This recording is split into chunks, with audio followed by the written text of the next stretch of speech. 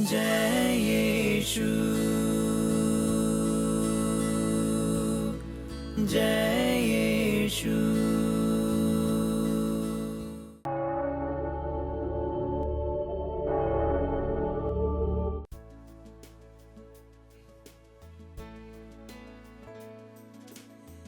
आराधना करूं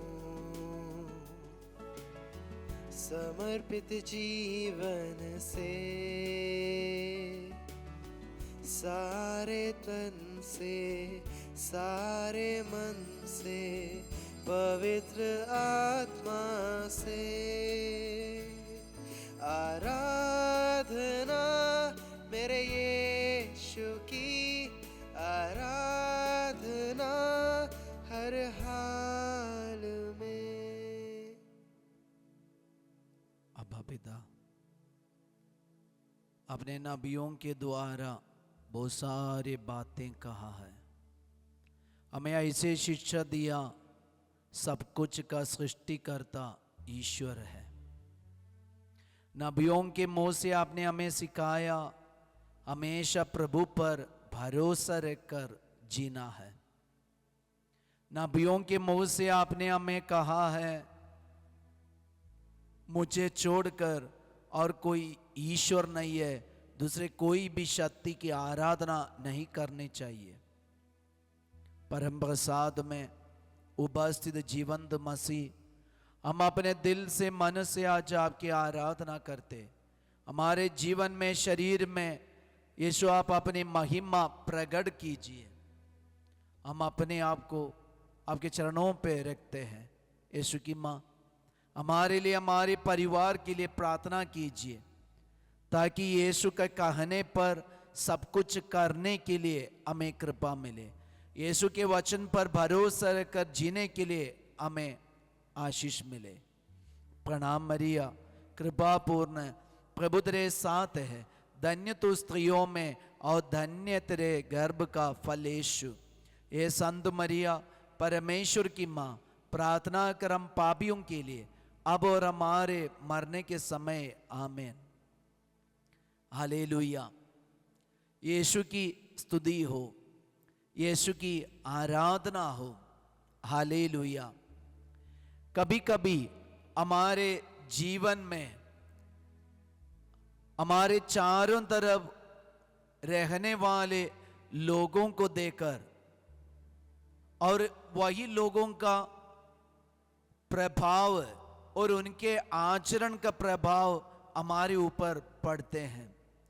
अगर हम अपने विश्वास में मजबूत नहीं है, हम अपनी प्रार्थना में यीशु के प्यार में मजबूत नहीं है, तो चारों तरफ होने वाले आचरण के प्रति हमारा मन भी झुकते हैं और उनके व्यवहार के प्रति हमारा मन भी झुक जाते हैं।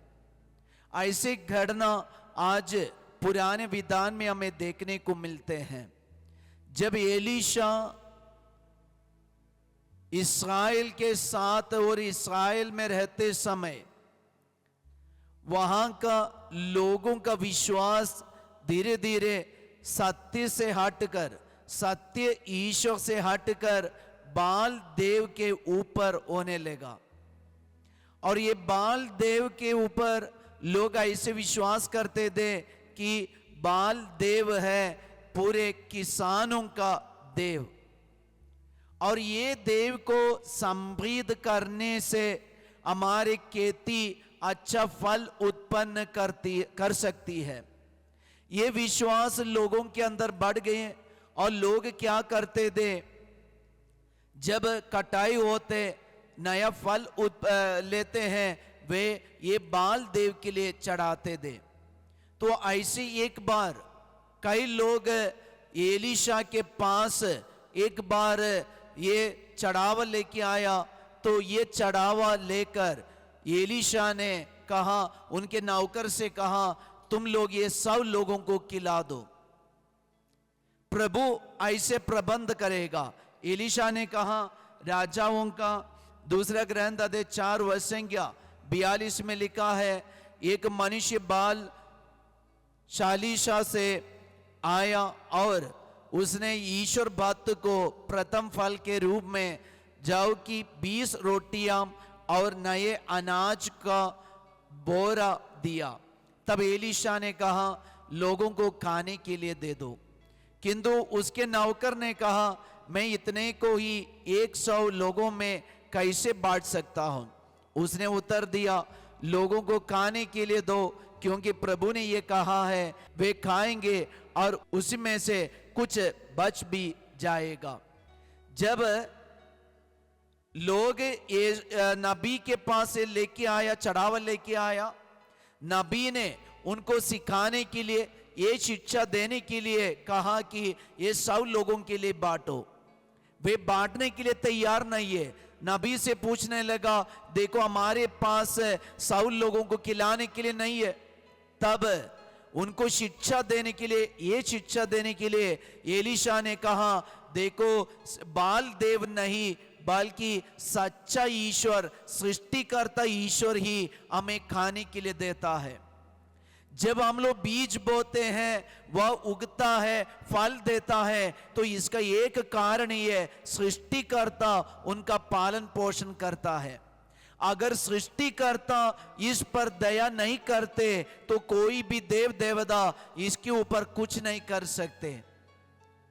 इसलिए एलीशा ने लोगों से कहा, प्रभु सब कुछ का प्रबंध करेगा। वचन में लिखा है, वे खाएंगे और उसमें से कुछ बच भी जाएगा। ये सुनकर, एलीशा की बात सुनकर लोगों को खिलाने लगा और सब लोग खाए, बाकी भी बच गए। तब लोगों को समझ में आया कि सच्चा ईश्वर इस्राएल का ईश्वर है, वही हमारे सृष्टिकर्ता, वही हमारे उद्धारकर्ता।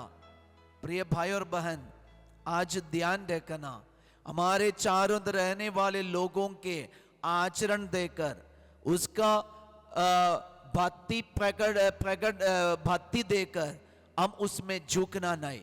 हमारे लिए एक सच्चा ईश्वर है, सृष्टिकर्ता, जो हमें उद्धार कर सकता है, हमें हमारे पापों को क्षमा कर सकता है, हमें समय पर भोजन का प्रबंध कर सकता है। वही ईश्वर पर भरोसा रहकर, विश्वास रहकर हम आगे बढ़े, हम अपने हाथों को जोड़े। अगर हमारे घर में किसी प्रकार की कमी है, घटी है, तो इस वक्त हम प्रभु से प्रार्थना करें, प्रभु सब कुछ का प्रबंध करने वाले मसीह, मेरे जीवन में, मेरे परिवार के लिए सब कुछ का प्रबंध कीजिए। हमारे लिए एक ही सृष्टि करता है, एक ही उद्धार करता है। प्रभु आप हमारा सब कुछ, हम विश्वास करते हैं, आशीष दीजिए।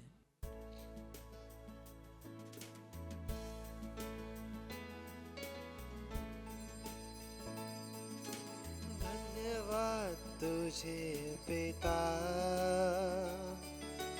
धन्यवाद तुझे पिता, धन्यवाद तुझे पिता, धन्यवाद तुझे पिता।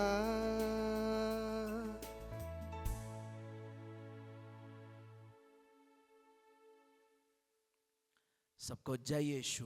प्रभु पर भरोसा रखकर हम अपना जीवन बिताएं।